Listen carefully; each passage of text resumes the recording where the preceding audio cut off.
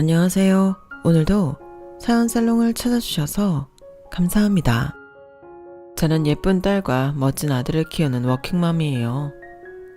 다들 새로운 한 해의 시작을 잘 보내고 계신가요? 저는 작년 하반기에 그동안 고생하며 노력했던 날들이 제대로 보상받게 되어서 기쁜 연말연시를 보내게 되었어요. 많은 즐거운 일들이 있었지만 그중 가장 반가웠던 것은 과거, 지난 한 기간 동안 고생할 때 저를 끊임없이 성가시게 했던 날파리 같은 인간들이 잠잠해졌다는 거예요. 앞으로는 제 앞에서 성가시게 구는 행동을 못하게 되었거든요. 제가 하고 싶었던 이야기가 바로 그 내용이고요. 여러분들께 정말로 속이 뻥 뚫리는 사이다 같은 이야기를 들려드릴게요. 저는 어려서부터 경제적으로 굉장히 힘든 가정에서 자랐어요. 저희 부모님은 편찮으신 할아버지를 오랫동안 모시며 치료비를 감당하느라 돈을 모으실 수가 없었고, 할아버지가 돌아가신 이후에도 IMF의 직격탄을 맞아 일자리를 구하지 못하셨거든요. 덕분에 저는 교복 한번 제대로 사 입어본 적이 없었고 늘 동네 언니들의 옷을 물려 입곤 했어요. 밥에 물을 말아 김치랑만 끼니를 때우는 게 주식이었을 정도였죠. 부모님은 반찬이라곤 김치뿐인 상을 차릴 때마다 저에게 미안하다며 자주 눈물을 보이곤 하셨답니다. 희연아, 미안하다. 아빠가 이렇게 못난 사람이라 한참 많이 먹어야 할 너한테 이렇게밖에 못해주는구나. 당신이 미안해할 거 없어요. 희연아, 엄마가 미안해. 경기가 이렇게 안 좋으면 나라도 힘을 보태야 하는데 배운 거라곤 고작 상일이나 식당 일 뿐이라. 엄마, 아빠 그렇게 말하지 마.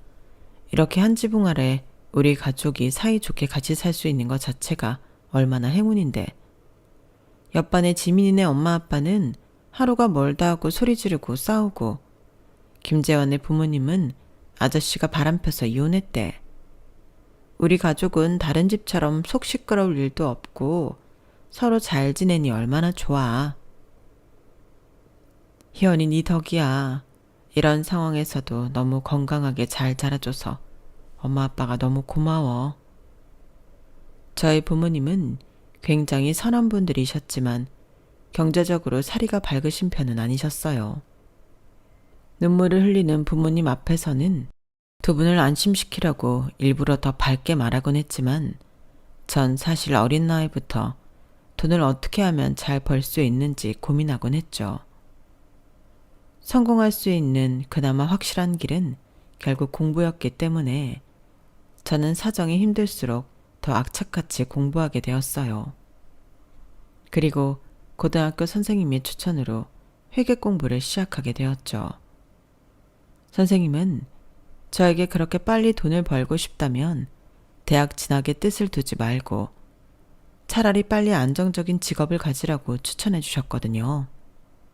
제 성적이면 2년제 대학에 장학금을 받고 다닐 수 있을 거라면서요. 남들과는 다른 루트였지만 저는 선생님 말씀대로 어린 나이에 빠르게 취업에 성공할 수 있었어요. 대기업은 아니지만 규모가 꽤 있는 회계사무실 경리로 일하게 되었고, 박봉이었지만 회사에서 식비며 교통비 등 경비 처리되는 부분이 많았기 때문에 생활하는 데에 큰 문제는 없었죠. 저희 부모님도 그때까지 오랜 세월 고군분투하셨고 저까지 돈을 안정적으로 벌게 되면서 저희 가족은 그제서야 남들처럼 평범한 삶을 누릴 수 있었어요. 가끔 외식도 하고 생일이나 기념일엔 서로 선물도 주고받을 수 있는 그런 평범한 삶 말이에요. 남들 눈엔 그게 별로 큰 일이 아니었을 수 있겠지만 저희 가족에겐 어렵게 일궈낸 것이었고 하루하루 행복할 수가 있었답니다. 이런 성장 배경 덕분에 저는 10대, 20대 때는 또래 친구들과 많이 어울리지 못했어요. 다른 친구들이 알바한 돈 모아 해외여행도 가고 연애도 하는 동안 저는 한 푼이라도 더 아끼며 살았으니까요. 친구들 사이에서 저는 짠순이로 소문날 정도로 특이한 아이였죠. 그런데 이런 저를 좋게 봐주는 사람이 나타나더군요.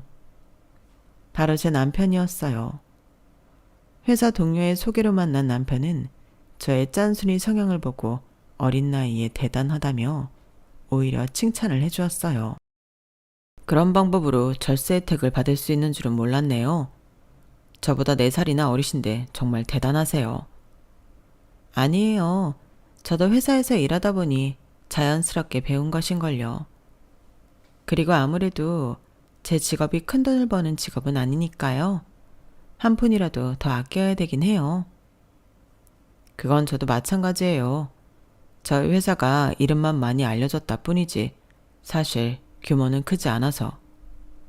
안정적이라는 것만 빼면 큰돈을 만지긴 어려운 직업이긴 해요. 보통 여자분들은 저같이 돈 못 버는 남자 싫어하던데. 에이, 못 벌긴요. 박 대리님께 들었는데 벌써 팀장님이시라면서요.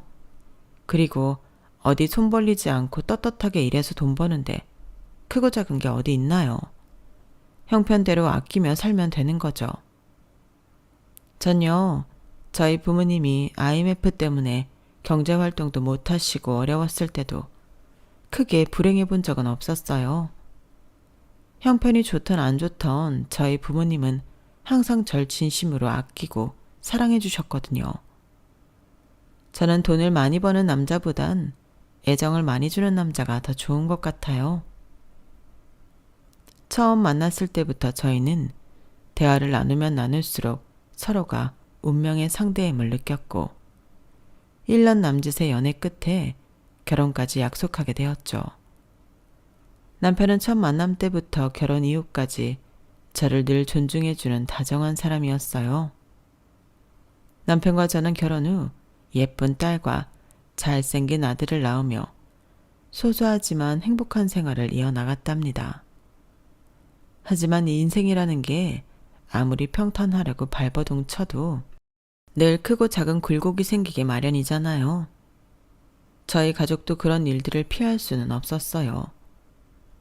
외동딸인 저와는 달리 남편에겐 두 남동생이 있었는데요.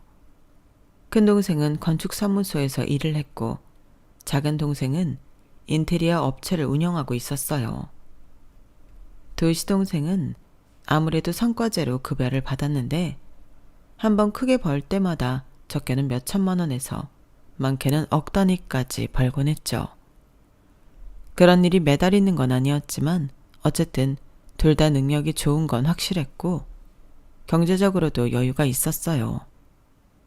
그러면서도 두 시동생은 성격도 좋아서 저희 남편까지 세 형제가 자주 만남을 가졌고 저도 시동생들이 놀러오면 반색을 했습니다.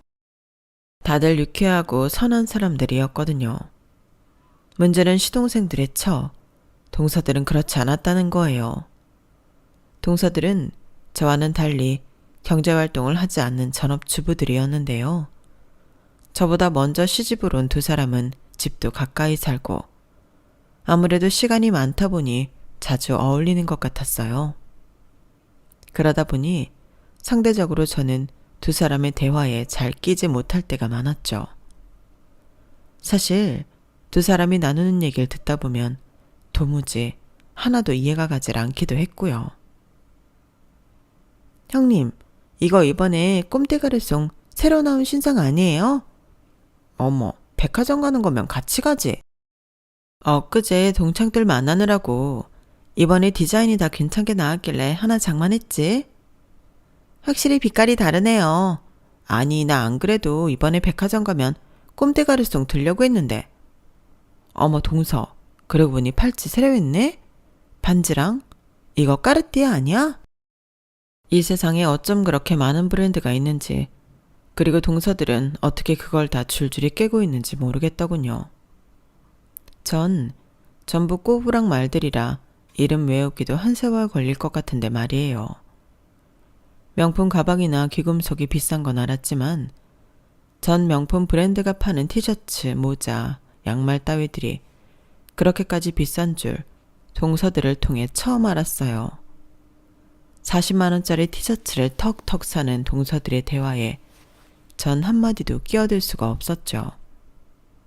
그런 저를 보며 동서들은 늘 여우짓거리를 했어요.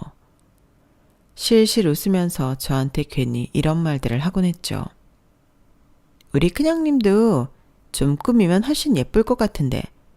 형님, 좀 새 옷도 사세요. 이런 싼티나는 디자인 말고. 세상에, 이 바지는 대체 뭐예요? 무슨 목욕탕 아줌마도 아니고.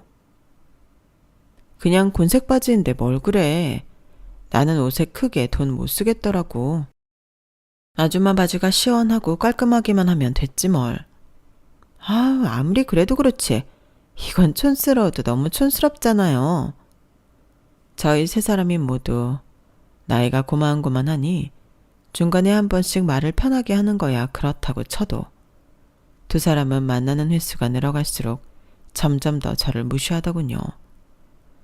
구체적으로 제가 입고 있는 옷, 머리 스타일, 하다못해 사용하는 지갑까지 언급하면서 말끝마다 촌스럽다는 말을 해댔죠. 제 입장에서도 허구한 날 명품 매장 돌아다니는 게 유일한 취미인 동서들이 좋아 보였던 건 아니에요. 그렇지만 저는 굳이 상대가 기분 나빠할 말을 입 밖으로 꺼내진 않았죠. 처음엔 배려였고 나중엔 상대할 가치가 없다고 느껴서였는데요. 동서들은 제가 가만히 있으니 멈출 줄을 모르더라고요. 아주 지들은 부잣집 마나님들이고 전 돈 없는 서민인 양 굴었죠. 그리고 저희 세 사람이 아이를 낳아 육아를 하면서 그 정도는 조금씩 심해져 갔어요. 아이를 키우는 분들이라면 다 공감하시겠지만 저한테 은근히 무시하는 말을 하면 저도 무시하면 그만이라 별 대응할 필요도 못 느끼고 감정이 상하지도 않는데 그 타겟이 제 아이들이 되면 이야기가 달라지는 겁니다. 무지하게 기분이 나빴죠. 사람이 몰상식해도 정도가 있는데 어떻게 남의 아이 흉보는 말을 애 엄마인 제가 똑똑히 보고 있는데도 하냐는 말입니다. 하루는 첫째 동서 부부가 저희 집에 놀러와 같이 식사를 했어요. 저희 집에서 모이니 아무래도 저도 신경 써서 이것저것 차려놓았는데 음식이 생각보다 많이 남더군요. 남편과 시동생이 잠시 담배를 피러 나간 사이 평소 집안일을 돕는 게 습관인 저희 큰딸이 빈 반찬통을 가져와 떡볶이를 담으려고 했어요. 근데 그걸 본 동서가 갑자기 질린다는 듯이 한숨을 쉬며 제 딸을 나무라는 거예요. 수진아, 떡볶이 그거 얼마나 남았다고 찬통에 옮겨 담고 있니? 다 먹었으면 그냥 음식물 쓰레기로 버리면 되는 것을 냅둬라. 저희 집에선 음식 남으면 따로 냉장고에 넣어두는데요. 그래서 애초에 덜어서 먹은 거고요. 참나, 떡볶이 그거 얼마나 한다고? 네 엄마 아빠는 자기들만 궁상 맞으면 됐지. 어떻게 자식들한테까지 궁상 떨고 살라고 가르친다니?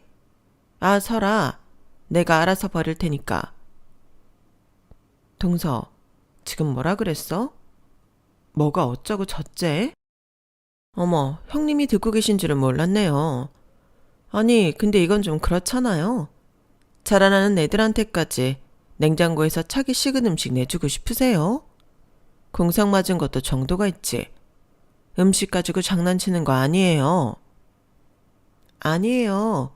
저희 집만 그러는 게 아니라 학교 친구들 집에 놀러 가면 다른 집들도 그러던데요. 이거 봐. 형님이 평소에 얼마나 궁상을 떨고 사셨으면 애가 학교에서 맨날 친구 안 만날 친구. 수진아, 네 친구들이 다 그런 가난한 서민 집안 애들이면 같이 어울려 놀지 말아라. 이봐 동서, 말 가려서 못해? 지금 애한테 무슨 소리를 하는 거야? 벌써부터 집안 경제력 가려가면서 친구를 사귀라고? 지금 그게 초등학생한테 할 소리야? 그리고 깨끗하게 먹은 음식 다시 먹는 게 뭐가 어때서? 절약하는 습관은 부끄러운 게 아니라 칭찬받을 만한 자랑스러운 일이야. 다른 사람의 경제력만 보고 친구를 가려 사귀는 게 오히려 훨씬 부끄러운 짓이지. 제가 구구절절히 맞는 말만 하자 첫째 동서는 한마디도 못하고 입만 뻐끔대다가 곧이어 얼굴이 새빨개졌어요. 그나마 자기가 잘못했다는 걸 마음속 저 밑바닥은 아는 것 같아 다행이었네요.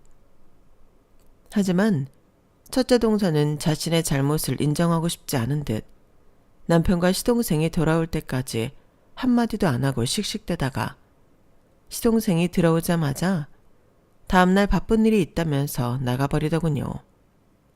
그리고 그날의 일이 본인 딴에는 굉장히 치욕스러웠는지 첫째 동서는 그날 이후로 만날 때마다 자기 아들 자랑을 하며 은근히 저희 애들을 무시하려고 했어요. 그전처럼 대놓고 뭐라고 하지는 못하면서 말이에요. 제가 좀 오래된 짧은 패딩을 입고 오면 보란 듯이 요즘 누가 짧은 패딩을 입어? 없어 보이게. 무슨 시장 바닥에 장사하는 사람도 아니고 말이야. 하면서 일부러 제 옷을 비꼬듯이 말하는 일도 잦았어요. 또 저희 애들이 핸드폰을 늦게 가지는 걸로도 수진이 너는 그 나이 되도록 핸드폰도 없이 너무 불편하겠다. 에휴, 내가 하나 사줄 수도 없고 하고 걱정하는 척 저 들으라는 식으로 비아냥대며 이야기하곤 했어요. 물론 그럴 때마다 저의 아이들도 불편한 거 없어요. 어차피 친구들이랑 자주 만나서 놀아서 연락할 필요도 없고 그 외엔 핸드폰 없는 게 더 공부에 집중이 잘 돼서 오히려 좋아요. 라며 응수했죠.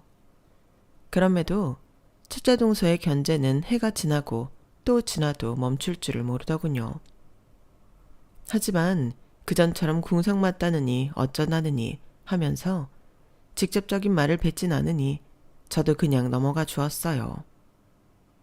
사실 의도가 너무 뻔하고 유치해서 안쓰럽기까지 했거든요. 그러다 한 번은 황금 연휴를 앞두고 새 가족이 모였는데 첫째 동서가 먼저 고등학교에 막 들어간 조카 자랑을 하고 싶었는지 입을 열더군요.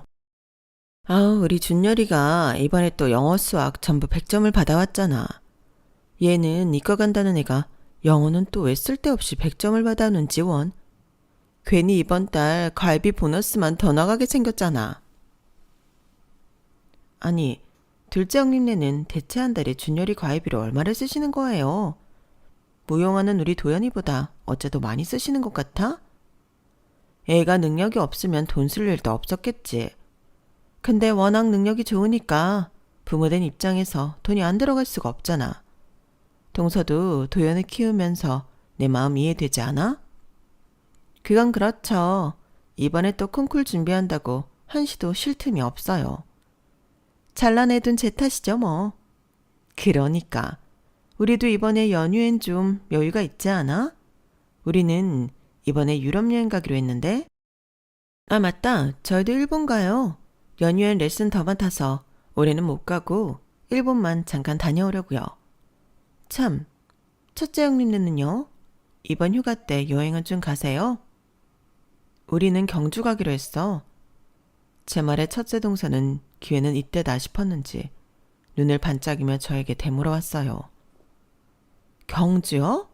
설마 그 경상도 경주요? 애들 역사 공부에도 좋고 거기가 관광하기 그렇게 좋다더라고. 애들 공부를 위해서라면 영어권으로 가야죠, 형님. 저도 우리 준열이 공부에 도움되라고 유럽 가는 건데요. 애들 내신 생각하면 역사 공부보다 영어 공부가 훨씬 급한 거 몰라요? 이젠 수진이도 중학교 3학년인데 국영수가 중요한 거 아시잖아요. 저희 준열이도 그렇게 해외 많이 여행시켜주고 외국인들이랑 대화시켜봐도 얼마 전에 토익 점수 860점밖에 못 받았어요. 그것도 명문대 가려면 한참 부족한 점수죠? 아, 그런 거면 걱정 안 해도 돼. 수진이는 930점 나왔거든. 뭐가요? 토익 말이야. 어머, 어떻게 준열이보다 저 점수가 높게 나왔어요? 둘째 형님처럼 해외 많이 다니지도 않으시면서. 수진이가 워낙 미국 드라마나 영화를 즐겨보다 보니 그런가 봐. 요즘은 우리 때랑 달라서 애들이 공부하려는 의지만 있으면 알아서 자료도 찾아가며 공부하더라고. 눈을 동그랗게 뜨며 놀라 질문하던 막내 동서가 제 말에 첫째 동서 눈치를 쓱 보더니 말을 아끼더군요. 그 뒤로 한참 동안 저희 세 사람 사이엔 정적만 흘렀어요. 하지만 딱딱하게 굳은 첫째 동서의 표정과 벌겋게 달아오른 귀를 보고 전 속으로 그동안 묵었던 채증이 싹 가시는 듯한 시원함을 느낄 수 있었네요. 첫째 동서의 말투를 잠깐 빌리자면 저희 아이들이 유독 똘똘한 걸 어쩌겠나요. 저희는 사실 사교육에 큰 돈을 들이진 않고 어릴 때부터 아이가 혼자 알아서 공부하도록 지도한 것밖에 없었거든요. 첫째 딸은 그런 습관이 잘 장착되어 중학교 들어가면서부터 공부를 곧잘 했어요. 한두 번씩 전교 1등도 하면서 말이에요. 반면 둘째인 아들은 공부에는 영 흥미를 가지지 못하는 듯 하더니 태권도에 흥미를 붙여 열정적으로 운동을 하기 시작했는데요. 진심으로 자기가 하고 싶은 걸 하다 보니 태권도장 안에서 가장 잘하는 학생이 되더니 전국체전 금메달을 따기까지 하더라고요. 아이들 엄마로서는 이보다 더 뿌듯한 일이 없을 정도였죠. 문제는 아이들의 능력치에 맞게끔 저희가 뒷바라지를 제대로 해주기 어렵다는 거였어요. 두 아이가 모두 어려서부터 남다른 아이들이었다 보니 저도 아이들을 제대로 뒷바라지 해주려면 탄탄한 경제력이 뒷받침되어야 함을 뼈저리게 느끼게 되었어요. 적어도 제 아이들이 자신의 재능을 펼치는데 걸림돌이 되지는 않기 위해서 부모로서 더 노력해야 한다는 것을 느끼게 되었죠. 그래서 전 늘 회사에서 퇴근 이후건 주말이건 경제 공부를 게을리하지 않았고 재테크 공부도 틈틈이 했답니다. 저희 가족 상황에 유리할 만한 적금 및 기타 재테크를 해오고 있었고 청약도 정말 꾸준히 시도했어요. 절약해서 산다고 저희 가족을 안이 꼽게 보는 사람들도 당연히 있었죠. 제가 돈독이 올라서 가족들이 팍팍하게 살겠다고 하는 사람들이요. 그중 으뜸은 바로 동서들이었고요. 하지만 저희 가정은 언제나 화목했어요. 남들이 해외여행을 가거나 호캉스를 즐기러 갈 때 저희 가족은 국내 여행, 특히 캠핑을 자주 다녔거든요. 아이들이 자라 중고등학생이 되니 가족끼리 일부러 시간을 내지 않으면 대화할 시간이 자연스레 줄어들었는데 캠핑을 가서 이런저런 이야기들을 나누다 보니 점점 어른스러워지는 아이들의 고민을 들어주기도 너무 좋더군요. 그리고 잠시라도 도심을 벗어나 생활하는 것에 모든 가족 구성원들이 힐링을 느끼기도 했고요. 특히 아이들이 둘 다 특목고에 진학해 전쟁 같은 입시 경쟁을 치를 시기엔 더더욱 캠핑을 좋아하게 되었죠. 그렇게 좋아하는 캠핑 용품마저 꼭 필요한 것만 들고 다닐 만큼 남들보다 조금 더 절약하며 조금 더 부지런하게 열심히 공부하며 살던 저희 가족의 노력은 얼마 전 드디어 빛을 발하게 되었습니다. 무려 10년 만에 청약에 당첨이 된 거예요. 게다가 그 당첨된 아파트는 서울에 있는 40평형의 아파트였죠. 거의 로또나 다름없는 행운을 맞이한 저희 부부는 그날 기쁨의 눈물을 흘리며 서로를 부둥켜 안았습니다. 우리한테 이런 날이 오다니. 여보, 그동안 너무 고생 많았어. 당신이 드디어 해냈어. 여보, 정말 고생 많았어. 세상에, 정말로 이 아파트에 당첨될 줄이야. 이게 다 당신 덕분이야. 아니야, 당신이 없었으면 애초에 이사 생각조차도 못했을 거야. 내가 그동안 너무 심했지. 항상 묵묵하게 내 말 따라줘서 너무 고마워, 여보. 그게 무슨 소리야. 당연히 당신이 잠도 줄여가면서 재테크 공부하고 똑부러지게 재정 운영한 덕분이지. 내가 너무 고마워, 여보. 이 지역 아파트면 당신은 우리 노후까지 해결해 준 거야. 우리 이제 정말로 우리 애들 뒷바라지에만 전념할 수 있겠어. 뒤늦게 소식을 접한 저희 아이들 역시 고맙게도 저희의 노고를 알아주어 엄마 아빠 고생하셨다며 작은 선물을 해주었어요. 작고 귀여운 키링과 꽃장식이 달린 롤케이크를 보며 저는 또 한 번 눈물을 흘릴 수밖에 없었죠. 저는 마음이 차분해지는 대로 주변의 다른 사람들에게도 이 일을 알렸고 친정 가족들과 작지만 오래된 친구들을 저희의 일을 진심으로 축하해 주었답니다. 신혼생들 역시 형수인 제게 대단하시다며 칭찬과 축하를 아끼지 않았고요. 동서들에겐 연락이 없었네요. 하지만 그 두 사람에게 신경 쓸 겨를도 없이 저희 가족은 정신없이 이사 준비를 시작했어요. 원래 집에서 오래 지냈던 만큼 이사 준비는 정말 끝이 없더라고요. 긴긴 이사 준비며 서류 작업 등 절차를 모두 밟은 뒤 저희는 꿈의 아파트에 입성하게 되었어요. 20평형대 아파트에서 옹기종기 살 때랑은 비교도 할 수 없을 정도로 넓어진 거실에 또 한 번 울컥 눈물이 차올랐죠. 짐이 다 정리되자 저희는 친정 부모님 먼저 집들이에 모셨고 친정 부모님은 제가 이렇게까지 성공할 줄은 몰랐다면서 저희 부부의 손을 꼭 잡고 눈물을 보이셨어요. 우리가 해준 게 뭐 있다고 이렇게 잘 컸니? 그간 고생했다 우리 딸. 전서방, 자네도 참 고생했네. 고생했어. 아이 엄마도 참 해준 게 뭐가 없어요. 다 엄마 아빠가 해준 걸로 여기까지 온 건데. 전 아무것도 한 게 없습니다. 다 이 사람이 혼자 공부하고 도전해오면서 벌어진 일이에요. 아니야. 우리 희연이가 이렇게 좋은 집에 떵떵거리고 살게 된 건 다 전서방 덕분이네. 우리 애가 참 똘똘하고 야무진데 여자아이인 게 늘 마음에 걸렸어. 자네같이 좋은 남편이 아니었으면 이렇게 자기 역량 펼치고 살 수 있었겠나?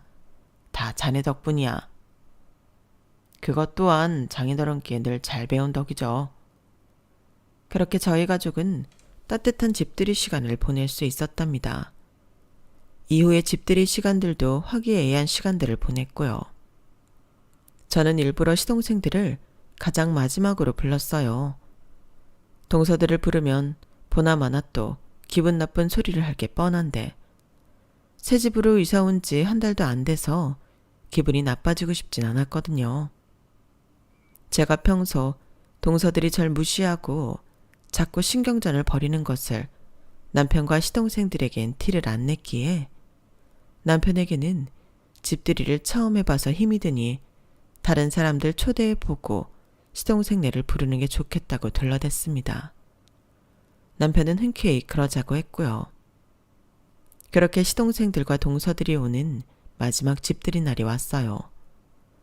평소 담담하게 동서들, 특히 첫째 동서를 잘 참아왔지만 이번 일은 저희 가족에게도 저 개인에게도 너무나 크고 뜻깊은 일이었기에 전 본능적으로 동서들을 참아주기가 어려울 것 같다는 생각이 들었어요. 그래서 일부러 동서들을 마지막 순서로 초대한 것도 있었고요. 마음의 준비를 하기 위해서요. 무슨 소리를 하던 한기로 흘려버리리라 다짐하며 저는 조금 일찍 집들이 준비를 하고 있었어요. 미리 음식 세팅을 다 해놓고 쉬면서 손님 맞이를 기다리려고요. 그런데 약속 시간 약 2시간 전에 첫째 동서한테 연락이 오더라고요. 형님, 집들이 준비 다 하셨죠? 그렇긴 한데 무슨 일인데? 그럼 우리 좀 데리러 와주겠어요? 형님네 집들이 선물 산다고 근처 땡땡 백화점이거든요. 동서랑 저랑요. 거기면 그렇게 멀지 않은데? 그냥 바로 저희가 짐이 있잖아요. 이거 들고 어떻게 걸어가요? 차를 타고 이동할 거리가 아니었지만 대단히도 뭘 샀는지 차가 꼭 필요한 모양이었어요. 하지만 동서들은 둘 다 면허가 없었기에 차가 없었죠. 그래도 그렇지 아주 당연하다는 듯이 데리러 오라고 얘기하는 첫째 동서의 말투에 저는 속으로 욱하고 화가 치밀어 올랐어요. 하지만 그동안 마인드 컨트롤을 해온 덕에 이때는 그저 알았다고 대답하고 말았어요.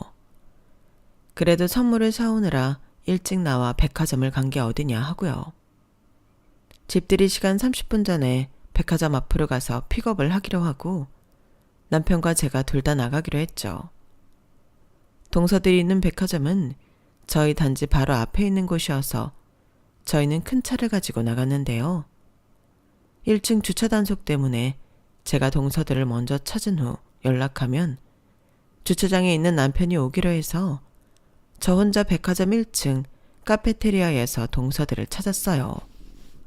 그런데 눈보다 귀가 먼저 동서들을 찾아내더군요. 아니 고작 40평대라고? 참나 뭐 그리 대단한 일을 했나 했더니 고작 코딱지만한 아파트 들어가는 거 축하해주러 온 거야? 그러니까 말이에요. 아파트 이름은 또 이게 뭐람? 듣도 보도 못한 아파트 이름이잖아요. 에휴 없이 살아도 너무 없이 산다 정말. 거지처럼 여기저기 지원받아서 아파트 사는 게 대체 뭐가 자랑이라고. 하여간 호들갑 떨면서 거적대기 입고 다닐 때부터 알아봤다. 저번에 아주버님이랑 큰형님 뭐 승진도 했다 하지 않았어요?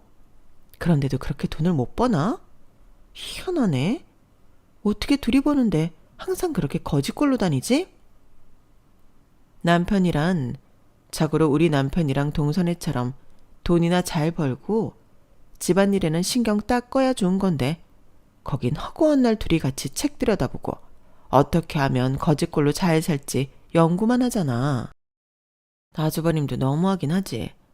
남자가 그렇게 눈에 쌍심지 켜고 집안 살림 들여다보는데 어떻게 맘 편히 백화점 한 번을 올 수 있겠어? 하긴 우리 남편인 이제 하도 무뎌져서 학부모 회의 전에 쇼핑하는 것도 100을 긁든 200을 긁든 상관 안 하더라고요.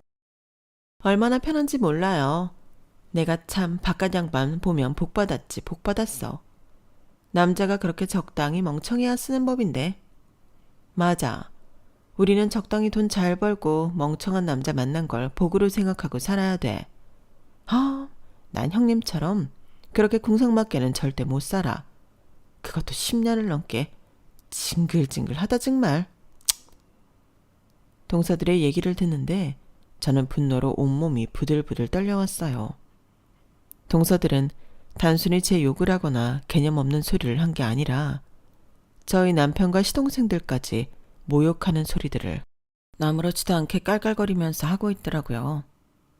전 더 이상 참지 못하고 동서들 등 뒤에다 대고 소리쳤어요. 집들이 선물 사왔다 그래서 기껏 데리러 와줬더니 뭐가 어쩌고 어째? 개념이 없어도 정도껏 없어야지. 지금 대체 무슨 소리들을 짓거리고 있는 거야? 제 고함 소리에 깜짝 놀란 동서들은 펄쩍 뛰며 뒤를 돌아봤다가 호암 마마 같은 제 얼굴을 보고 사색이 되더군요. 하지만 첫 번째 동서는 재빨리 안색을 되찾더니 오히려 적반하장으로 저에게 대거리를 하기 시작했어요. 깜짝이야. 왔으면 왔다고 말을 할 것이지. 왜 남의 얘기는 엿듣고 그래요? 아무리 형님이시라지만 이건 인간 대 인간이로서 저 불쾌하네요. 뭐? 아니 적반하장도 유분수지. 방금 동서들이 얘기하고 있던 내용이 그래요. 둘째형님 말이 맞아요. 아니 아무리 큰 형님이셔도 그렇지 이렇게 남의 대화를 살금살금 엿듣는 건 아니죠. 저도 불쾌해요. 제가 기가 차서 할 말을 못 찾고 있는 그때 카페테리아 유리 바깥에서 빵 하고 크게 크락션 소리가 들려왔어요. 동시에 저는 제 핸드폰이 울리고 있다는 걸 그제야 깨달았죠. 여보세요? 여보. 뭐해? 얼른 나와. 하도 연락이 없어서 그냥 내려왔어. 어머, 저거 큰아주버님 아니에요? 어머머머, 세상에 저 차 저거. 저희 남편의 차를 보고 동서들은 턱이 빠질 만큼 놀랐어요. 그들도 그럴 것이 여지껏 저희 가족을 보고 궁상맞네 어쩌네 욕했던 것과는 달리 남편은 말 그대로 억소리 나는 차 앞에 서 있었거든요. 경악하는 동서들의 표정을 보니 큰 소리를 내려던 저도 속이 뻥 뚫리는 듯 시원해지며 슬슬 입꼬리가 올라가더군요. 그리고 그제서야 알게 되었던 것 같습니다. 두 동서와 같은 사람들에겐 큰 소리를 내며 제 에너지를 낭비할 필요가 없다는 것을요. 백문이 불여일견이라고 그냥 보여주기만 하면 끝나는 거였죠. 뭘 그렇게 놀라? 저 차 처음 봐? 집들이 선물 뭐 대단한 거 사왔다며. 얼른 들고 타. 아니, 저게 큰아주버님 차 맞아요? 형님의 차가 맞다고요? 그럼 남의 차를 뭐 타러 몰고 오겠어? 쓸데없는 질문을 하네. 첫째 동서는 얼굴이 하얗게 질렸다가 좀처럼 마땅한 말을 찾지 못했는지 점점 얼굴이 빨개지더군요. 둘째 동서 역시 합주기처럼 입을 다물고 있었고요. 제가 아낄 땐 아끼더라도 가족끼리 멀리 캠핑을 나갈 땐 최대한 안전한 차를 타야 한다는 신념이 있어서 큰 차에는 투자를 했었거든요. 단순히 안전만을 생각해서 그랬던 건데 평소 작은 차만 봐오던 동서들의 코가 한순간에 납작해지니까 큰 차에 투자를 하길 참 잘했다는 생각이 절로 들었네요. 저희가 동서들을 태우고 아파트로 향하는데 집에 가까워질수록 동서들의 얼굴은 점점 더 놀란 티가 역력했어요. 그리고 집 안에 들어오고 나서는 말 그대로 기절할 듯이 놀랐죠. 두 사람은 먼저 와 있던 시동생들을 보고 애써 웃으며 얘기했어요. 여보, 아주버님네 집이 이렇게 서울 한복판에 있다고는 얘기 안 했잖아. 이 인테리어는 또 뭐야? 당신이 도와줬어? 아, 그러게요. 당신은 알고 있었어? 내가 알고 있던 거랑은 많이 다르네. 형님네 부부가 무슨 수로 이런 집을 얻었대? 왜 몰라. 내가 맨날 말했잖아. 형수님이 재테크 고수라고. 회계사 사무실까지 다니시는 재테크 고수인데 당연히 이 정도 집엔 이사를 가셔야지. 그거 한두 푼 아낀다고 무슨 이 정도일 리가 없잖아. 당신이 가족이래 인테리어 싸게 해줬지? 당신이 다 손해가면서. 형님, 아무리 아낀다 해도 가족한테 너무한 거 아니에요? 저희 남편 피부가 해가면서까지 아껴서 형님네 가족만 집 좋은 거 사고 차 좋은 거 사가면서. 첫째 동서가 악을 쓰며 저한테 소리를 쳤어요. 동서들 다루는 법을 알게 된 전 같이 목소리를 높이는 대신 그저 코웃음만 쳤습니다. 하, 내가? 왜 그런 짓을 하지? 당신 미쳤어. 형수님한테 그게 무슨 소리야. 오히려 형수님이 여기 단지에 소개시켜준 일이 몇 갠데 상반기 실적을 형수님이 다 채워주셨다고 해도 과언이 아니야. 우리한테는 은인이라고 은인. 그러고 나서도 오히려 우리 직원들 회식도 시켜줬다고. 아니, 둘째 아주버님은 왜 상대적으로 형편 어려운 큰 아주버님이랑 형님한테 회식까지 얻어먹으세요? 애초에 둘째 아주버님이 훨씬 잘 벌잖아요. 제가요? 예전엔 그랬죠. 근데 저희 집은 저만 외벌이로 돈을 버는데 반해 형네는 두 분 다 돈을 버시니 차이가 나죠. 게다가 두 분 다 이제는 직급도 많이 올라가서 아마 엄청 잘 벌 거예요. 맞아 여보. 당신이라도 조용히 있어.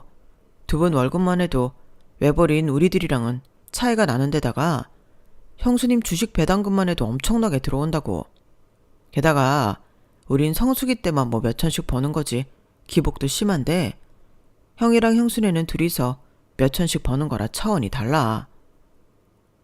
서방님들은 이렇게 잘 알고 있는데 동서들은 영 아는 게 없네. 그러면서 뒤에선 본인들이 돈 잘 벌고 멍청한 남편 둬서 복 받았다는 소리나 짓거리고 있었어? 돈 많이 써도 의심 안 하는 남편이라 좋다고? 뭐라고요? 그게 무슨 말이에요, 형수? 저 말을 믿어? 딱 봐도 형님이 거짓말하는 거잖아. 남자는 적당히 멍청해야 쓰는 거라면서 우리 남편은 맨날 쌍심지 켜고 우리 집 살림 들여다봐서 내가 궁상맞게 산다며. 아까 내가 지적할 때는 왜 남의 말 엿듣냐고 역정내더니 왜 지금은 또 엄한 사람을 거짓말쟁이로 몰아가? 대체 내가 뭐하러 이런 거짓말을 하겠어? 당신 그 말이 사실이야? 둘째 형수랑 저딴 소리를 했냐고. 아니 그게... 둘째 동서가 할 말을 못 찾고 어버버거리며 진땀을 빼자 제 남편과 시동생들은 곧바로 제 말이 사실이라는 걸 깨닫고 불같이 화를 냈어요. 재수씨들 그렇게 안 봤는데 아주 속이 시커먼 사람들이었네요. 내 욕하는 거야 그렇다 쳐도 내 동생들이랑 우리 와이프까지 욕보이는 건 용서 못해요. 성실하게 사는 사람들 뒤에서 험담이나 하고 본인들은 놀면서 콩고물 얻어먹는 걸 자랑으로 여기고 있었다니 이렇게까지 질라진 사람들이었어요? 이 옆에 애들이 형수님처럼 돈을 굴리지는 못할 망정 뒤에서 그딴 소리나 하고 있어? 안 그래도 요즘 불경기라 힘들어 죽겠는데 평생 우리가 벌어온 돈 쓸 줄만 아는 주제에 마음까지 못 났다니 정말 실망이다. 앞으로 카드 한도 확 낮출 테니까 그런 줄 알아. 당신도 마찬가지야. 우리가 무슨 당신 ATM 기계인 줄 알아? 앞으론 당신 생활비는 당신이 벌어서 써. 첫째 동서는 땀을 삐질삐질 흘리면서 입도 뻥긋 못하고 있었고 둘째 동서는 금방이라도 눈물이 툭 터질 것 같은 표정이었죠. 남편은 동서들은 우리 집에 들이고 싶지 않다면서 들고 온 선물을 다시 쥐어주곤 그대로 집 밖으로 내쫓았어요. 시동생들 중 누구도 남편의 행동을 말리지 않았고 오히려 차에 태워주고 싶지도 않으니 알아서 버스든 지하철이든 타고 집에 가라며 동조했죠. 결국 동서들은 저희 집에 들어오자마자 그대로 집으로 다시 돌아가게 되었어요. 게다가 그날 이후로 동서들이 쓰던 카드는 전부 뺏겨버리고 말았답니다. 시동생들은 최소한의 생활비만 동서들에게 지급했죠. 그것뿐만 아니라 그동안 동서들이 본인 남편들에게 조금씩 거짓말을 해가며 자기 사리사욕을 채우는 지출을 했던 것이 전부 탈탈 털려 앞으로 다시 한 번 더 그런 짓을 저지른다면 이혼하겠다는 각서까지 썼어야 했고요. 그동안의 어리석었던 아날들이 전부 본인들 업보로 돌아와 동서들은 한순간에 거짓 신세로 전락하게 되었어요. 좋은 집에 살면서 자기 소유는 하나도 없는 그야말로 풍요 속의 빈곤인 삶이 된 거죠. 그런 삶이 어지간히도 힘이 들었는지 몇 개월 후 그 콧대 높던 큰동서에게 먼저 연락이 오더군요. 예전에 그 무례하고 뻔뻔하던 목소리는 온데간데 사라져버리고 비굴함만이 남는 목소리였습니다. 형님, 새 아파트에 사시면서 에르메스 백 하나 없어서 되겠어요? 이거 돈 있는 사람들도 구하기 어려운 라인이에요. 제가 형님한테는 진짜 저렴하게 드릴게요. 애누리 없이 딱 700, 아니 600에 드릴게요. 형님 피부톤에도 어울릴 만한 색이고요. 또 이게 유행을 안 타서 한번 사나오면 두고두고 쓰실 거예요. 형님 오래 쓰시는 거 좋아하시잖아. 그렇긴 한데 미안하지만 난 옷이나 가방 같은 물건에 몇백만 원씩 쓰는 것 자체가 사치라고 생각해서 그런 가방은 못 사겠어. 게다가 누구 말 맞다나 내가 가진 옷들이 전부 촌스럽고 궁상 맞아서 그런 가방들이랑 어울리는 옷도 없고 말이야. 아우, 당연히 어울릴 만한 옷도 몇 개 보내드리죠. 일단 보시고 판단해 보세요. 사진 보내드릴게요. 내가 형님이니까 진짜 딱 500, 500까지만 해드릴게요. 진짜 제발 좀 사주세요. 그게 설령 100만 원이라도 난 관심이 없다니까. 그렇게 급하고 간절하면 어디 중고 사이트에 내놓으면 될 일이지 왜 나한테 그래. 나라면 그 500만 원으로 차라리 재테크를 하겠어. 나한테 진짜 재산이란 그런 것들이니까 말이야. 제가 정말 급전이 필요해서 그래요. 진짜 제발요, 형님. 그렇게 급한 일이면 남편한테 얘기를 해야지 왜 나한테 그래. 설마 하니 서방님이 500만 원도 없을까봐? 내가 대신 연락해줘? 시동생 얘기가 나오자마자 동서는 아무 말도 없이 전화를 뚝 끊어버리더니 그 뒤로는 두 번 다시 저에게 연락해 구걸하지 않았어요. 콧대 높던 큰동서가 제대로 말 한마디 못하고 꽁무니를 빼는 모습에 저는 시원한 사이다를 들이켠 듯 속이 다 뻥 뚫렸네요. 그리고 새해를 기분 좋게 시작할 수가 있었답니다. 또 올해는 명문대에 입학한 저희 딸에게도 작년 성적이 좋았던 저희 아들에게도 기분 좋게 시작하는 한 해가 되었어요. 새집부터 아이들의 학업까지 연이은 겹경사에 저희 집은 더할 나위 없는 축제였다가 이제는 너무 들뜨지 않도록 다시 일상에 집중하는 시간을 보내고 있네요. 이 모든 일들을 겪어오며 느낀 건 노력은 정말 배신하지 않는다는 것이었습니다. 금전적인 성공을 위한 노력뿐만이 아니라 내 양심, 내 열심에 대한 노력도 마찬가지인 것 같아요. 저는 누구들처럼 남편이 힘들게 벌어다 주는 돈을 도둑질하지 않고 양심적으로 재테크를 해왔기 때문입니다. 아직 노력에 대한 보상을 못 받으신 분들도 올 한 해는 그 보상을 전부 다 받게 되시길 진심으로 기도해요. 지금까지 제 이야기 들어주셔서 감사합니다. 여러분, 사연 댓글에 응원과 현명한 조언 부탁드려요. 좋아요와 구독은 저에게 큰 힘이 됩니다. 오늘도 좋은 일 가득하세요.